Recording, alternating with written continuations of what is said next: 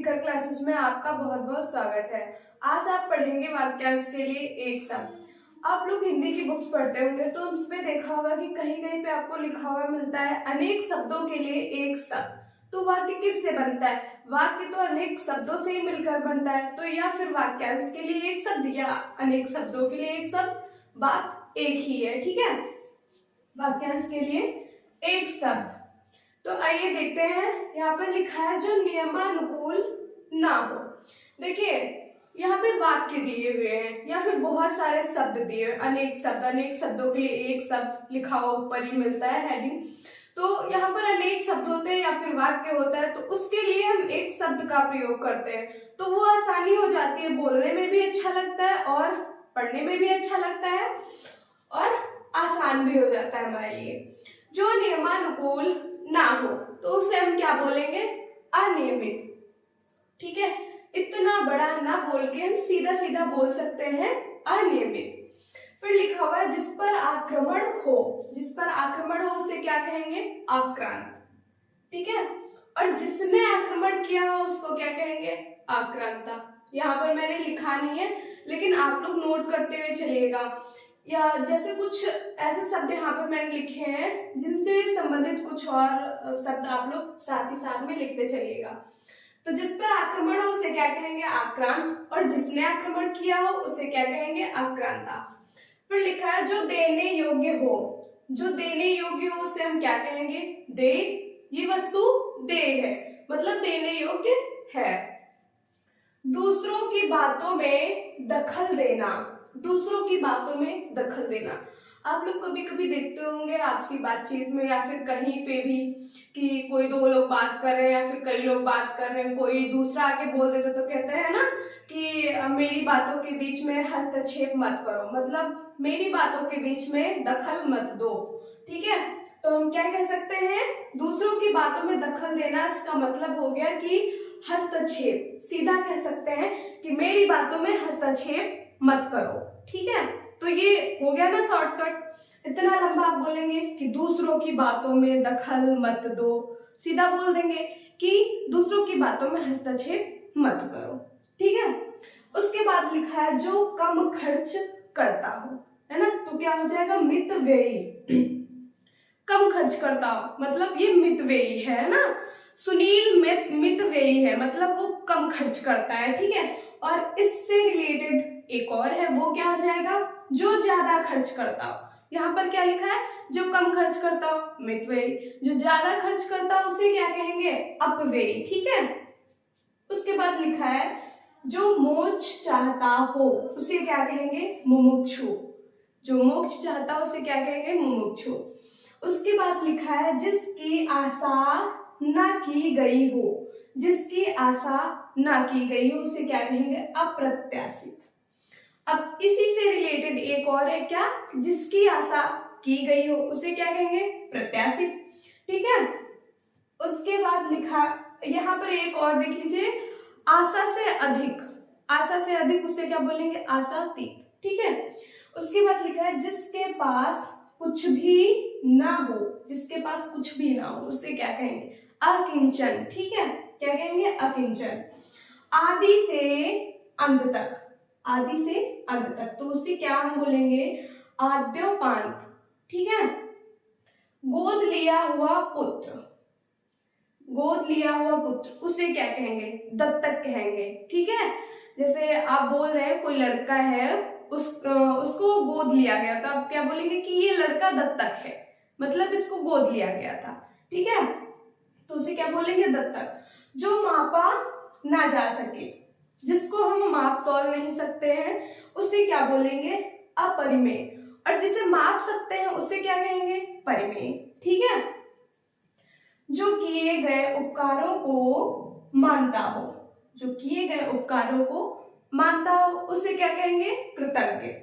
और जो किए गए उपकारों को ना मानता उसे क्या कहेंगे? कृतज्ञ। जो वर्ड मैं बोल रही हूँ इनसे रिलेटेड है जो, वो आप लोग इसके बाद में नोट करते चलिएगा।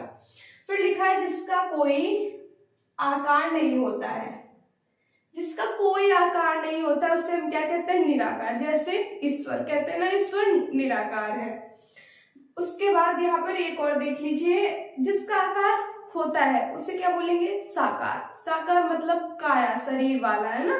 तो जिसका कोई आकार होता है उसे हम क्या बोलते हैं? साकार। इंद्रियों को जीत लिया हो जिसने, इंद्रियों को जीत लिया हो जिसने, जितेंद्रिय।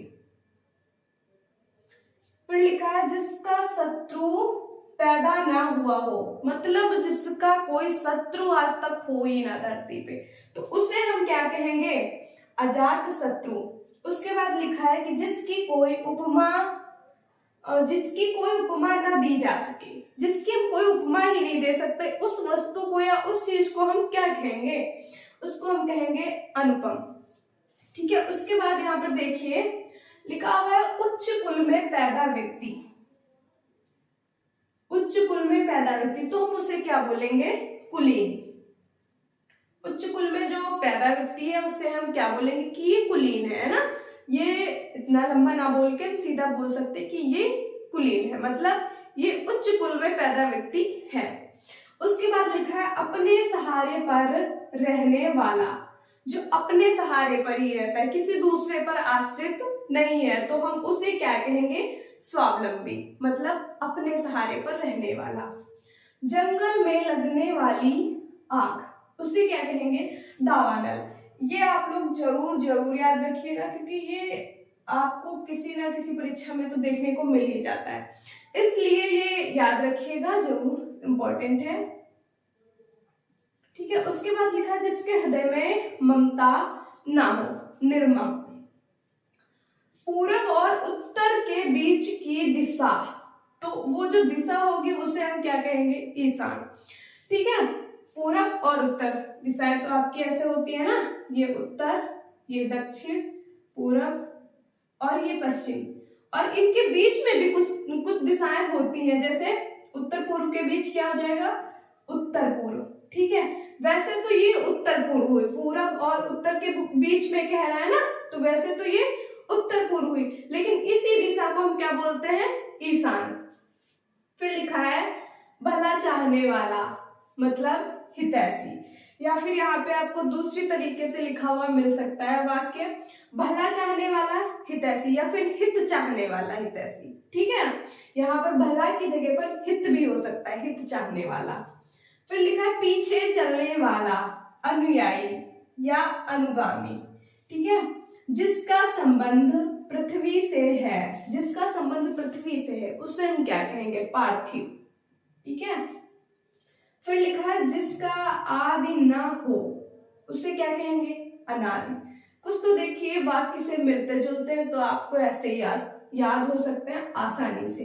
लिखा है जिसका आदि ना हो, अनादि, देखिए मिलजुल रहा है। फिर देखिए लिखा है जो अनुकरण करने योग्य हो, उसे क्या कहेंगे? अनुकरणीय। जिसको क्षमा ना किया जा सके तो उसे क्या कहेंगे? अक्षम्य। और जिसको क्षमा किया जा सके उसे क्या कहेंगे? क्षम्य। ठीक है। समय की दृष्टि से अनुकूल, समय की दृष्टि से अनुकूल, तो उसे हम क्या कहेंगे? समयानुकूल। फिर लिखा है जिसकी गर्दन सुंदर हो, जिसकी गर्दन सुंदर हो, बढ़िया लंबी सी है ना, उसे हम क्या कहेंगे? तो उसको हम कहेंगे सुग्रीव, मतलब ये व्यक्ति सुंदर गर्दन वाला है। वर्णन से परे, वर्णन से परे, इसे हम क्या कहेंगे? वर्णनातीत।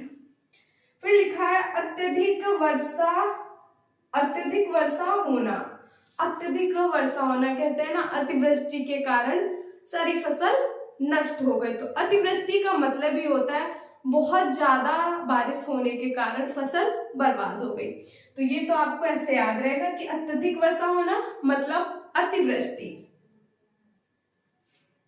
फिर लिखा है एक दूसरे पर आश्रित होना, एक दूसरे पर आश्रित होना, तो क्या कहेंगे? अन्योन्याश्रित। अन्योन्याश्रित मतलब अन्य, मतलब एक दूसरे पर आश्रित। फिर लिखा है हमेशा रहने वाला, जो हमेशा रहेगा उसे हम क्या कहेंगे? शाश्वत। रवि शाश्वत है, मतलब ये हमेशा रहने वाला व्यक्ति है। फिर लिखा है जो आंखों के सामने ना हो, जो आंखों के सामने ना हो उसे हम क्या कहेंगे, परोक्ष कहेंगे। ठीक है, और जो आंखों के सामने घटना हो रही हो, हम उसे देख रहे हो, उसे हम क्या कहेंगे, प्रत्यक्ष।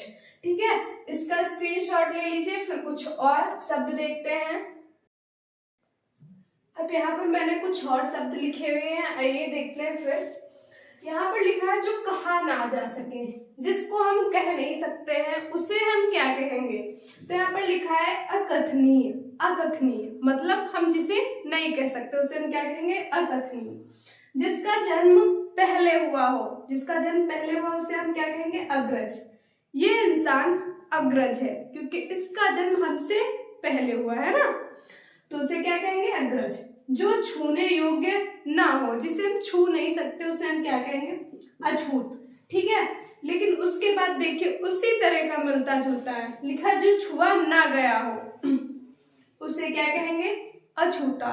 ठीक है, तो ये दोनों जो शब्द हैं ये एक ही तरह के हैं, और इधर के जो वाक्य हैं वो भी थोड़ा मिलते जुलते हैं, तो थोड़ा सा आपको ध्यान रखना है यहाँ पे। जो छुआ ना गया हो उसे तो हम कहेंगे अछूता, और जो छूने योग्य ही ना हो उसे हम क्या कहेंगे, अछूत। ठीक है, उसके बाद लिखा है जो ना जाना गया हो, मतलब जिसे हम नहीं जानते हैं उसे हम क्या कहेंगे, अज्ञात है ना। क्वेश्चन में दिया होता है कि ये अज्ञात है, इसको ज्ञात करिए, तो वही बात है कि जिसको हम नहीं जानते मतलब वो अज्ञात है।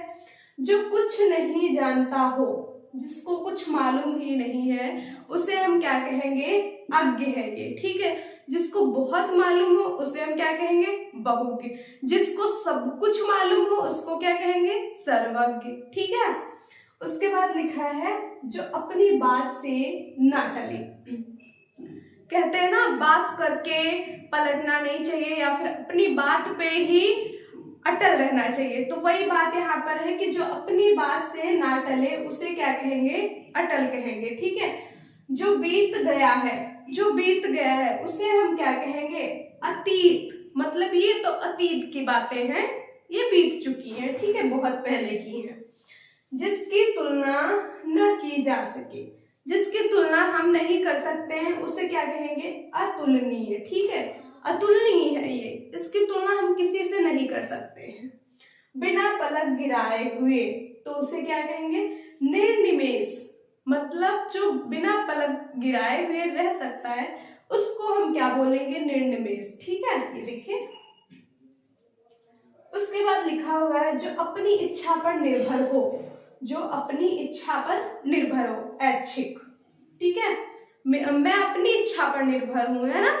मेरा जब मन करेगा तब मैं खाना खाऊंगी, जब मेरा मन करेगा तब मैं पढ़ूंगी, तो ऐसे इंसान को क्या कहेंगे कि ये इंसान ऐच्छिक है, अपनी इच्छा के अनुसार ही काम करता है। ठीक है, तो ये हो गया अपनी इच्छा पर निर्भर हो मतलब ऐच्छिक। पर्वत के पास की भूमि, पर्वत के पास की जो भूमि है उसको हम क्या कहते हैं, उसको हम कहते हैं उपत्यका। ठीक है, उसके बाद लिखा है जिस भूमि में कुछ पैदा ना होता हो, मतलब ऐसी भूमि जो बेकार हो, जिस पर कोई फसल वगैरह नहीं होती है, उस भूमि को हम क्या कहेंगे, तो उस भूमि को हम कहेंगे ऊसर। ये भूमि ऊसर है, इस पे किसी भी प्रकार की फसल नहीं हो सकती है। जिसका चित्त एक जगह स्थिर हो, एकाग्रचित, है ना।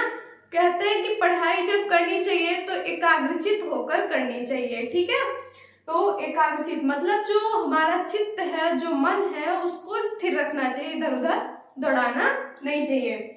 जिसकी उपमा दी जाए, जिसकी उपमा दी जाए उसे हम क्या कहेंगे, उपमेय।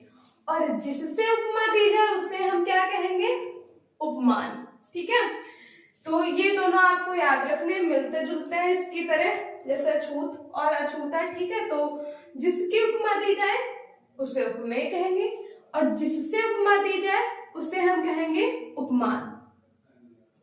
ठीक है, उसके बाद लिखा है जो धरती फोड़कर जन्मता हो, मतलब जो धरती से निकलता है, मतलब जो धरती फाड़ कर जन्म ले रहा है उसको हम क्या बोलेंगे, उद्भिज।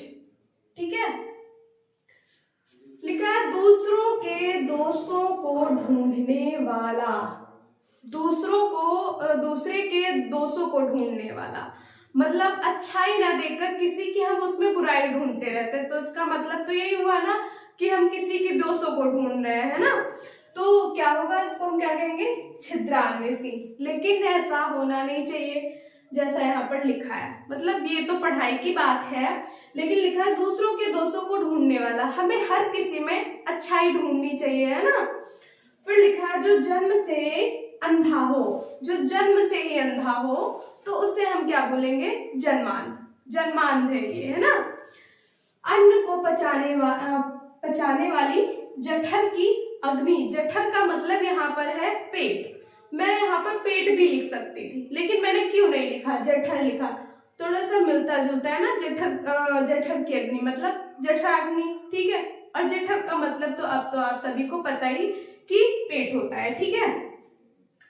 जब हम खाना खाते हैं तो खाना जो अंदर आग, अब आप कहेंगे अंदर आग जलती, नहीं ऐसा नहीं है, आग नहीं जलती, बट कुछ गर्मी की वजह से एकदम जब खाना जाता है अंदर तो वो पचता है ना, कुछ आग जैसा ही होता है। तो उसी आग को हम क्या कहते हैं, जिससे खाना पचता है, तो उसको हम कहते हैं जठराग्नि। फिर लिखा है जो जानने का उत्सुक है, मतलब बहुत ज्यादा ही हम अंदर से एक्साइटेड है, उत्सुक है किसी बात को जानने के लिए, या फिर कहीं घूमने के लिए, वहां पे कुछ बहुत ज्यादा अच्छा है, वो बहुत ज्यादा देखने का मन है, तो तब क्या कहेंगे ऐसे इंसान को जिसको बहुत ज्यादा अच्छा है, उत्सुक है, तो उसे हम क्या कहेंगे, जिज्ञासु।